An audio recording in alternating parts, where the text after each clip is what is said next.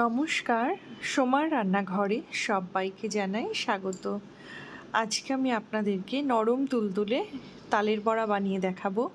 সামনেই রাধাষ্টমী, আপনারা কিন্তু এই রকমভাবে তালের বড়া বানিয়ে ঠাকুরকে ভোগে দিতে পারেন। তো আশা করি এই রেসিপিটা আজকে আপনাদের ভালো লাগবে। তাহলে চলুন দেখে নিই এটা আমি কি করে বানাই।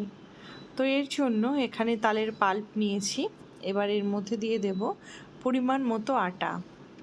তো আটাটা কিন্তু আমি প্রথমে বেশি দেব না, অল্পই দেব, পরে আমি আটাটা আরও অ্যাড করব।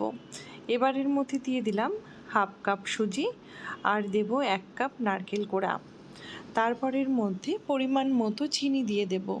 তো এখানে 250 গ্রাম মতো চিনি দিয়েছি। মিষ্টিটা অবশ্যই আপনারা আপনাদের টেস্ট অনুযায়ী দেবেন, যে যেমন মিষ্টি খেতে পছন্দ করেন। এবার এর মধ্যে দেব স্বাদ মতো লবণ দিয়ে এবার এটা খুব ভালো করে মেখে নেব। তো তালের সাইজ অনুযায়ী কিন্তু আটাটা কম বেশি করে মেশাতে হবে। তো তালের পাল্প কী করে বার করতে হয় সেটা কিন্তু আজকে আমি এই ভিডিওতে দেখাইনি। তো দেখুন এটা কিন্তু বেশ পাতলা হয়ে গেছে। এর মধ্যে আরও বেশ খানিকটা আটা আমি মিশিয়ে দেব। তো তালের বড়ার ভিডিও আমার চ্যানেলে অলরেডি আরও একটা দেওয়া আছে, সেখানে আমি দেখিয়েছি কিভাবে তালের পাল্প বার করতে হয়। তো আপনারা কিন্তু সেখান থেকে দেখে নিতে পারেন। তো যাই হোক, এটা বেশ ভালো করে মেখে নিয়েছি। তো আমার মনে হচ্ছে এর মধ্যে আরও একটু আটা লাগবে। তো এর মধ্যে আমি আরও একটু আটা দিয়ে দেব, দিয়ে এটা খুব ভালো করে মেখে নেব। এখানে বলে রাখি, তালের পাল্প বার করার সময় কোনোভাবেই কিন্তু তালের মধ্যে জল দেবেন না। তালের মধ্যে জল দিলে কিন্তু এই যখন তালটা মাখা হবে আটা দিয়ে, তখন কিন্তু আটার পরিমাণটা বেশি করে দিতে হবে। সেক্ষেত্রে কিন্তু তালের বড়াটা খেতে ভালো লাগবে না। তো যখন তালের পাল্প বার করবেন চেষ্টা করবেন তার মধ্যে জল না দেওয়ার। তো যাই হোক, এটা আমার মাখা হয়ে গেছে। এবার কড়াইতে পরিমাণ মতো তেল দিয়ে দিয়েছি।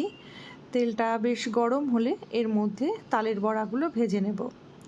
তো প্রথমেই কিন্তু তেলটা খুব বেশি গরম করা যাবে না, মিডিয়াম গরম করতে হবে। তারপর তালের বড়াগুলো ভেজে নিতে হবে।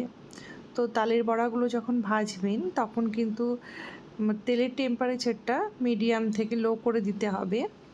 তেলের গরম তেলটা যদি বেশি গরম হয়ে যায় তাহলে কিন্তু তালের বড়াগুলো ওপর থেকে পুড়ে যাবে আর ভেতর থেকে কিন্তু কাঁচা থেকে যাবে। তো এইভাবে তালের বড়া বানালে তালের বড়াগুলো কিন্তু নরম তুলতুলে থাকবে। তালের বড়াগুলো যখন ঠান্ডা হয়ে যাবে তখনও কিন্তু তালের বড়াগুলো একই রকমভাবে নরম থাকবে। তো একটা পাশ হয়ে গেলে আর একটা পাশ উল্টে দেব।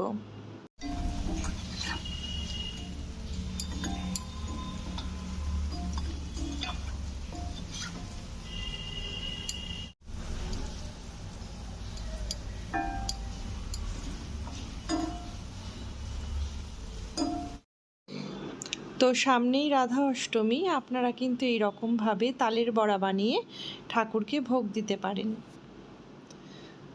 তো তালের বড়াগুলো বেশ ফুলে উঠেছে, দেখেই বুঝতে পারছেন।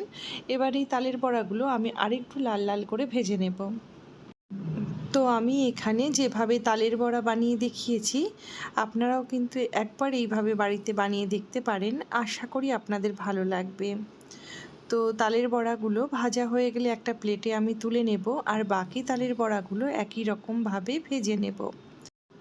তো এখানে তালের বড়াগুলো সব ভাজা হয়ে গেছে। এবার এই তালের বড়াগুলো একটা প্লেটে তুলে নেব।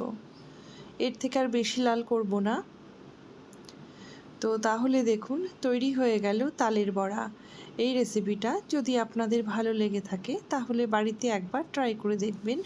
ভালো লাগলে একটা লাইক করবেন, শেয়ার করবেন, কমেন্টস করবেন এবং আমার নিত্য নতুন রেসিপি পাওয়ার জন্য আমার চ্যানেলটিকে সাবস্ক্রাইব করে রাখবেন আর পাশের বেল বাটনটি ক্লিক করবেন। তাহলে আমার পাঠানো নোটিফিকেশান সবার আগে আপনার কাছে পৌঁছে যাবে। আমার রান্নাটা দেখার জন্য আপনাকে অসংখ্য ধন্যবাদ।